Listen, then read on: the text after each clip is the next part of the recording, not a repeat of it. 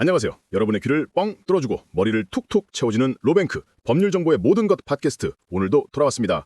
오늘 방송 듣고 나면 우리 청취자분들 법인 파산 절차에 대한 오해와 궁금증이 싹 풀리면서 마음의 평화가 찾아올 겁니다.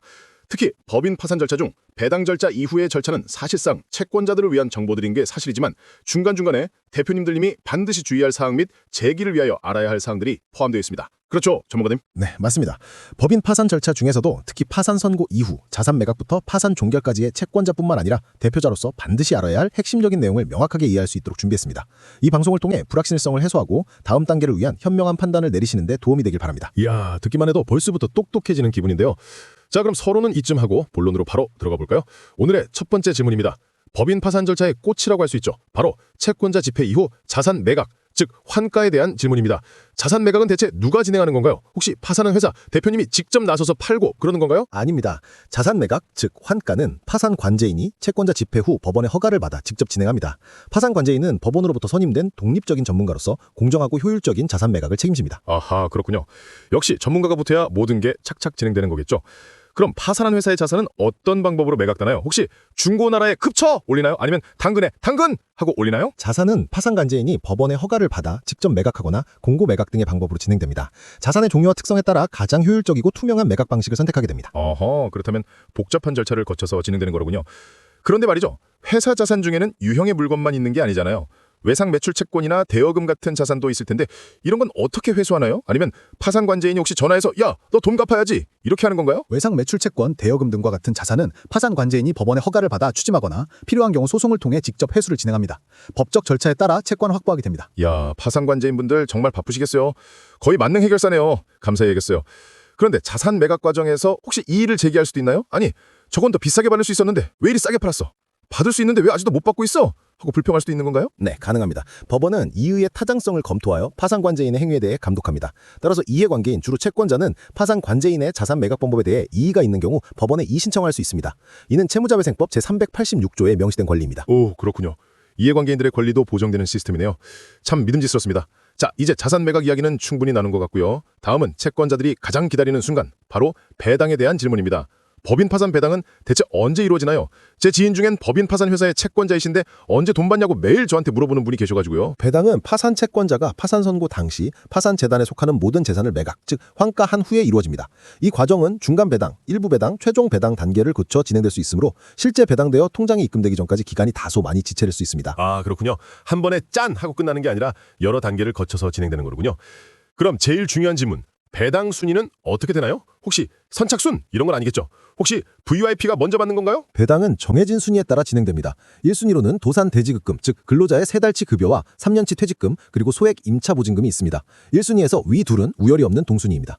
2순위는 별채권, 즉 담보대출금과 근로관계 채권, 즉 도산 대지급 이외의 미지급 급여와 퇴직금, 그리고 조세가 해당됩니다. 만약 2순위에서 별채권이 이미 있었을 경우 근로관계 채권, 조세보다 우선합니다. 마지막 3순위는 일반 채권으로 대출금, 대여금, 상거래 채권 등이 포함되고 이들 채권들은 가장 후순위로서 실무적으로 배당 가능성이 없다고 보셔야 합니다. 오, 직원분들은 다른 채권자들보다 배당받을 확률이 매우 높겠네요. 복잡한 배당 순위를 아주 구체적으로 설명해 주시니 쏙쏙 들어오네요. 역시 법은 복잡하지만 순서는 정확하군요. 그럼 혹시 채권자들이 배당받지 못한 채권은 어떻게 되는 건가요? 그냥 다음 기회에 하고 끝나는 건가요? 채권자들의 미회수 채권들은 배당 절차가 완료된 후 파산 종결 처리됩니다. 즉 더 이상 회수할 수 없는 채권으로 정리되는 것을 의미합니다. 그렇군요. 특히 3순위 채권자분들에겐 안타까운 소식이겠네요. 하지만 모든 절차가 마무리되는 과정이라고 생각해야겠죠. 자, 이제 드디어 마지막 단계, 파산 종결에 대한 질문입니다. 파산 종결은 구체적으로 무엇을 의미하나요? 왠지 모르게 후련함과 아쉬움이 교차하는 순간일 것 같은데요. 파산 종결이란 회사의 자산 환가와 배당 절차가 모두 완료된 후 파산 진행을 최종적으로 마무리하는 절차를 의미합니다. 회사의 법적 생명이 공식적으로 종료되는 시점이라고 할 수 있습니다. 파산 진행이 최종적으로 종결되는 거로군요. 그럼 이 파산 종결까지는 대체 몇 개월 정도가 소요되나요? 혹시 빨리빨리 하면 더 빨리 끝날 수도 있는 건가요? 파산 종결은 파산 선고 후 통상적으로 4개월에서 10개월 정도 소요됩니다. 하지만 회사의 부채 및 자산 현황, 채권자의 수, 관할 법원, 파산 관제인의 성향, 이해관계의 복잡성 등 여러 요인에 따라 기간이 가감될 수 있습니다. 꽤 긴 시간이 걸릴 수도 있군요. 역시 법인 파산은 쉬운 일이 아니네요. 자, 이제 여러분이 궁금해할 만한 기타 질문들 제가 싹 모아봤습니다. 첫 번째 질문. 파산 신청은 대체 언제 하는 것이 가장 좋나요? 혹시 문 닫기 전에 나 파산할래 이렇게 하는 건가요? 파산 신청 시기는 대출금 연체, 법인 운영 자금 고갈 등의 문제가 발생하기 전에 시작하는 것이 가장 좋습니다. 문제가 심화되기 전에 미리 준비해서 신청해야 법인 자산을 보전하여 법원을 통한 공평한 분배 절차를 효과적으로 진행할 수 있습니다. 이는 대표자뿐만 아니라 채권자들에게도 유리한 사항입니다. 아하, 공평한 분배나 대표자 채권자들을 위해서라도 파산 신청 시기를 선제적으로 준비하는 게 좋겠군요. 명심하겠습니다. 다음 질문입니다. 법인 파산 신청 후 대표자는 법원에 몇 번이나 출석해야 하나요? 혹시 매일매일 도장 찍으러 가야 하는 건가요? 대표자는 법인 파산 신청 후 대표자 신문일 1회, 파산 선고일 1회, 채권자 집회일 1회, 총 3번 법원에 출석하셔야 합니다. 생각보다 횟수가 많지 않네요. 다행입니다. 자, 그럼 다음 질문.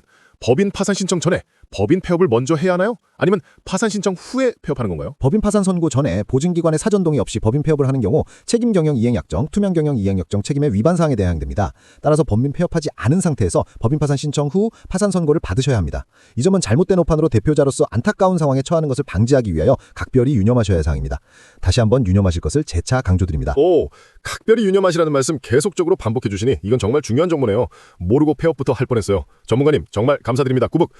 그럼 법인 폐업은 언제 할 수 있는 건가요? 파산 신청하고 나면 바로 할 수 있는 건가요? 법인 폐업은 통상적으로 채권자 집회가 끝난 후에 파산 관제인의 지시를 받고 진행할 수 있습니다. 그렇군요. 파산 관제인님의 지시가 중요하네요. 다음 질문. 대표자 탈퇴 신고는 언제 할 수 있나요? 빨리 이 복잡한 상황에서 벗어나고 싶을 텐데요. 대표자 탈퇴 신고는 파산 선고 후 법인 등기부 등본에 파산 관제인이 등재되는 시기인 1주에서 2주 이내에 할 수 있습니다. 아, 생각보다 빠르네요. 수시로 법인 등기부 등본을 확인해 봐야겠네요. 마지막 질문입니다. 대표자는 취업이나 새로운 사업을 언제쯤 시작할 수 있나요? 빨리 제기해서 으쌰으쌰 해야 할 텐데 말이죠. 대표자로서의 재기는 원칙적으로 파산 종결 후에 시작하시고 예외적으로 최소한 채권자 집회가 끝난 후에 시작하는 것을 권고드립니다. 파산 선고가 결정되자마자 하시는 것보다 법적인 제약이 다소 유연해지는 시점을 고려해서 신중하게 결정하는 것이 중요합니다. 야, 전문가님. 오늘은 대표님을 위해 주의할 사항뿐만 아니라 정말 알찬 정보들이 쏟아져 나왔네요.